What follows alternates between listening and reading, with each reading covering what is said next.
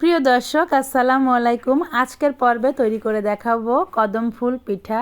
দেখুন পিঠাটা কিন্তু দেখতে একদম কদম ফুলের মতো আর খেতে কিন্তু দারুণ মজা।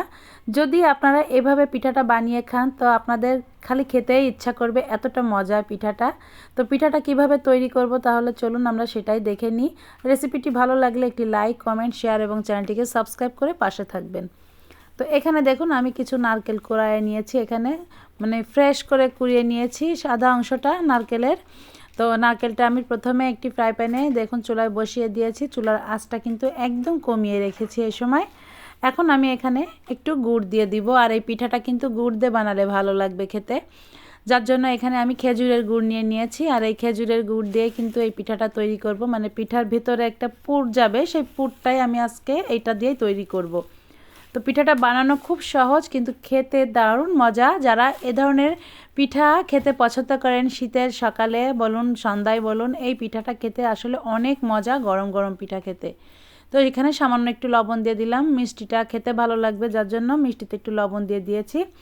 আর দিয়ে দিব কিছু বাদাম কুচি। এখানে দেখুন আমি কিছু কাঠবাদাম নিয়ে নিয়েছি, কাঠবাদামটাকে আমি একটু গুঁড়ো করে নিয়েছি আর সেই গুঁড়োটা করে আমি দিয়েছি। গুঁড়োটাকে এমনভাবে করতে হবে কিছুটা বাদাম একটু আদা ভাঙা থাকবে, কিছুটা একটু গুঁড়ো হয়ে গিয়েছে, এভাবে ভেঙে নিতে হবে।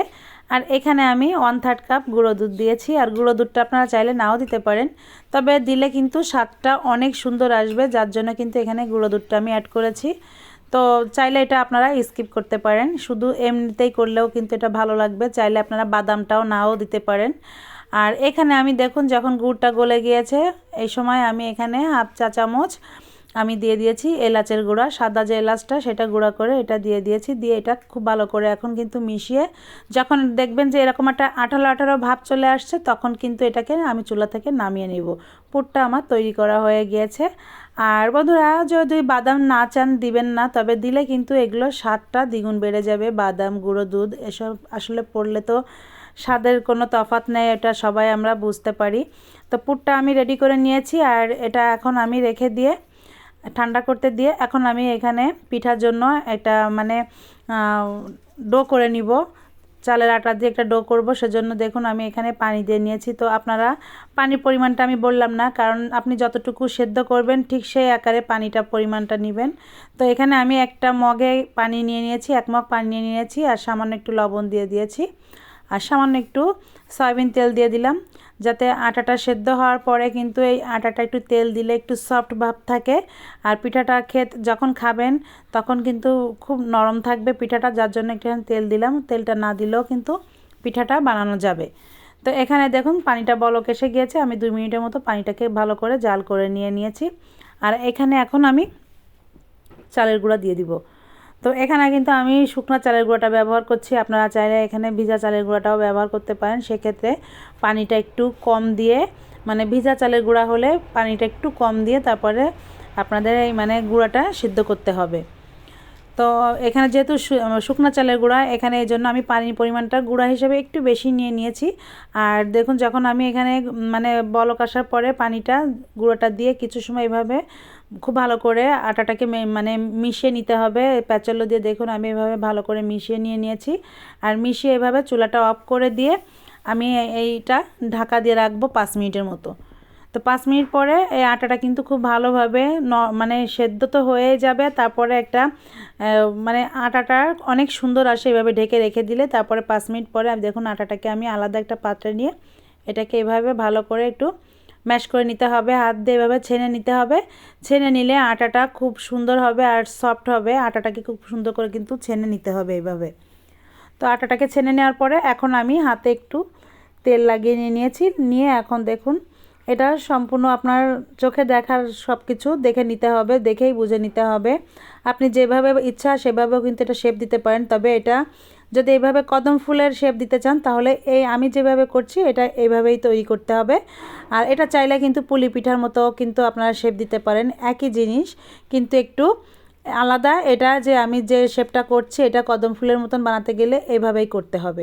তো হাতে নিয়ে দেখলেন তো আটাটাকে আমি একটু এইভাবে করে নিয়েছি, আর নেওয়ার পরে ভেতরটায় আমি সেই পুরটা দিয়ে দিয়েছি, দিয়ে হাতে আবার এভাবে একটু 2 হাতে তালুতে দিয়ে এভাবে মিশিয়ে নিয়ে একটু গোল আকারে করে তারপরে কিন্তু এটাকে আমি ভেজা চালে গড়িয়ে নেব। তো চালটা কিন্তু আমি এখানে 3-4 ঘন্টা ভিজিয়ে রেখেছিলাম। আমরা যে ভাতের চাল খাই, মানে ভাত খাই যে চাল, সেই চালটা দিয়েই কিন্তু আমি এই পিঠাটা তৈরি করছি। তো এই চালটা 3 থেকে 4 ঘন্টা আমি ভিজিয়ে রেখেছিলাম হালকা একটু গরম পানি দিয়ে। তারপরে কিন্তু এই চালটা পানি ঝরিয়ে নিয়েছি। আর এই পিঠাটাকে এইভাবে চালে গড়িয়ে নিতে হবে। আর চাইলে কিন্তু এটা আপনারা বাসমতি রাইস দিয়েও করতে পারেন। বাসমতি রাইস দিয়ে করলে এই পিঠাটা দেখতে কিন্তু আরও বেশি ভালো লাগে। তো আমি এটা ভাতের চাল দিয়ে করেছি। তো আমি দ্বিতীয় আরেকটা পিঠা একইভাবে তৈরি করে দেখিয়ে দিচ্ছি, মানে সুবিধার জন্য। তো দেখুন একইভাবে পিঠাটা আমি আবার তৈরি করে নিলাম। আর আবারও এইভাবে চালের ভিতরে একটু গড়িয়ে নিচ্ছি। তো নিয়ে এখন আমি স্টিম করতে দিব। এভাবেই সম্পূর্ণ পিঠাগুলো আমি তৈরি করে নিয়েছি একবারে। নিয়ে আমি দেখুন চুলায় কিন্তু আমি পানি বসিয়ে দিয়েছি, আর পানিটা পুরো বলক এসে গিয়েছে। আর একে একে সব পিঠাগুলো আমি এভাবে স্টিম করতে দিয়ে দিব। এভাবে একটা রাইস কুকারের ঝাঁঝরি বলুন বা যে কোনো একটা ঝুড়ি বলুন, যার যেভাবে সুবিধা হবে ঠিক সেভাবে একটা পাত্রে এভাবে স্টিম করতে দিবেন। তো আমি এইভাবে পিঠাগুলো দিয়ে আধা ঘন্টা কিন্তু চুলার আঁচটা মিডিয়ামে রেখে এভাবে সেদ্ধ করতে দেব। যেহেতু চালটা কাঁচা চাল, এটা সেদ্ধ হতে একটু সময় লাগবে। তো আমি 15 থেকে 20 মিনিট পরে ঢাকনাটা উঠিয়ে দেখুন এখানে একটু ফ্রুট কালার আমি এভাবে দিয়ে দিচ্ছি, যাতে দেখতে সুন্দর লাগবে, কদম ফুলের মতো লাগবে। কদম ফুলের যে কালারটা ঠিক সেটা আনার জন্য। আর একটু কালার দেওয়ার পরে তারপরে এখানে কিন্তু আমি বাদাম যে গ্রেট করে নিয়েছি, আমি যে কাঠবাদামগুলো যে এখানে কিন্তু আমি এগুলো কাঠবাদাম গ্রেট করে নিয়েছি, আর সেটাই কিন্তু আমি দিয়ে দিচ্ছি। দেখুন দেখতে কত সুন্দর লাগছে পিঠাগুলো, তাই না? আর এইভাবে করলে কিন্তু পিঠাগুলো দেখতে একদম কদম ফুলের মতো হবে। তো বাকি টাইমটাও আমি এইভাবে সিদ্ধ করে নিয়েছি পুরোপুরি। আমি এখানে আধা ঘন্টা লেগেছে আমি এই পিঠাটা সিদ্ধ করতে। তো পিঠাটা কিন্তু আমার অলরেডি হয়ে গিয়েছে। এখন কিন্তু আমি চুলা থেকে নামিয়ে নিব, আর পিঠাটা আপনাদের ভেঙেও দেখাবো। তো দেখুন পিঠাটা কত সুন্দর হয়ে গিয়েছে, আর এত সুন্দর পিঠা, একদম কদম ফুলের মতো পিঠা। আর এই রাইসগুলো যদি আপনারা বাসমতি রাইস দেন তাহলে পিঠাটা দেখতে আরও অনেক সুন্দর লাগবে। তো বন্ধুরা দেখুন, যাই দিন না কেন, যে চাল দিন না কেন, পিঠাটা কিন্তু দেখতে যতটা সুন্দর লেগেছে, খেতে দারুণ মজা লেগেছে। আর এইভাবে আপনারা পিঠা বানাবেন এই শীতের সময়, গরম গরম এই পিঠা বানিয়ে যাকে দিবেন সেই আপনার ফ্যান হয়ে যাবে খেয়ে। তো পিঠার রেসিপিটি ভালো লাগলে একটি লাইক, কমেন্ট, শেয়ার এবং চ্যানেলটিকে সাবস্ক্রাইব করবেন। পাশে থাকা বেল আইকনটি ক্লিক করবেন, যাতে আপনি আমার নতুন ভিডিও নোটিফিকেশন সবার আগে পেয়ে যান। সবাই ভালো থাকবেন, সুস্থ থাকবেন। আল্লাহ হাফেজ।